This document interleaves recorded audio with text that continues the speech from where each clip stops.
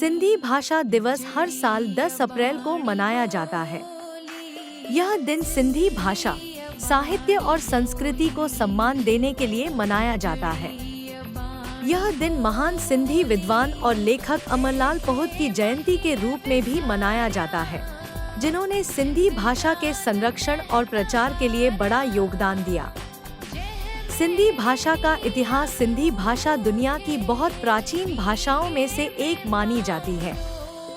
इसकी जड़ें लगभग 5000 साल पुरानी सिंधु घाटी सभ्यता से जुड़ी मानी जाती है। यह भाषा मुख्य रूप से सिंध क्षेत्र में विकसित हुई। आज भी यह भाषा पाकिस्तान के सिंध प्रांत और इंडिया में रहने वाले सिंधी समुदाय द्वारा बोली जाती है।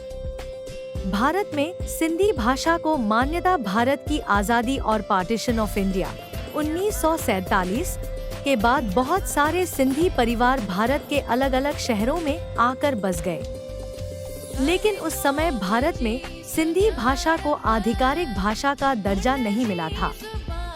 सिंधी समाज के संघर्ष और प्रयासों के बाद 1967 में भारत सरकार ने सिंधी भाषा को भारतीय संविधान की 8th schedule of the constitution of India में शामिल कर लिया। यह निर्णय उस समय की प्रधानमंत्री इंदिरा गांधी की सरकार के दौरान हुआ था। सिंधी भाषा की विशेषताएं। सिंधी भाषा में अरबी और देवनागरी दोनों लिपियां इस्तेमाल होती हैं। इसमें लगभग 52 अक्षर होते हैं, जो इसे बहुत समृद्ध भाषा बनाते हैं। सिंधी साहित्य में कविता, सूफी संगीत और धार्मिक ग्रंथों की बड़ी परंपरा है। प्रसिद्ध सिंधी संत और कवि। सिंधी भाषा और संस्कृति को आगे बढ़ाने में कई महान संतों और कवियों का योगदान रहा है। शाह अब्दुल लतीफ भित्ते महान सूफी कवि। सचल सामास्ट प्रसिद्ध सूफी संत और कवि। सम्मी प्रसिद्ध सिंधी कवयित्री। इनकी रचनाओं ने सिंधी भाषा को दुनिया में पहचान दिलाई।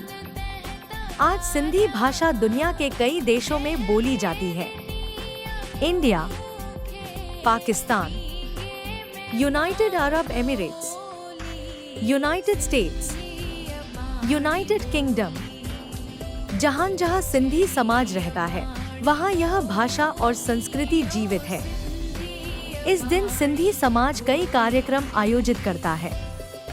सांस्कृतिक कार्यक्रम, सिंधी कविता और साहित्य कार्यक्रम, सिंधी भाषा प्रतियोगिता, स्कूल और कॉलेज में भाषण, सोशल मीडिया पर सिंधी भाषा का प्रचार। सिंधी भाषा सिर्फ एक भाषा नहीं है, यह हमारी पहचान, संस्कृति और इतिहास है।